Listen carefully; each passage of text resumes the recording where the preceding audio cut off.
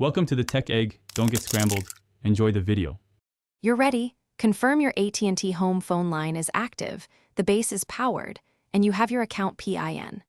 First, pick up the handset and press the voicemail or messages button. If none, dial 1 or *98. When prompted, enter your PIN and follow prompts to record a temporary greeting. Do this now so the system recognizes you. Once done, you'll be led into setup prompts for name, password, and message preferences. Once in the mailbox, you'll record your primary greeting and your recorded name. Do each clearly and use a friendly tone.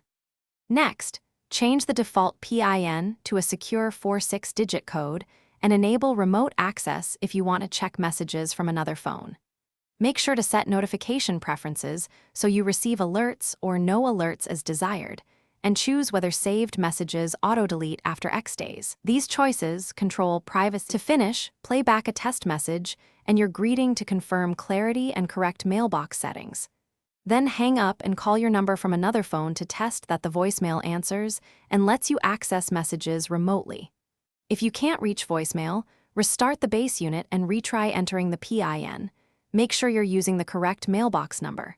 If issues persist, note the exact error and contact AT&T support with your account PIN ready for faster resolution. Thanks for watching. Consider subscribing if I helped unscramble your problems.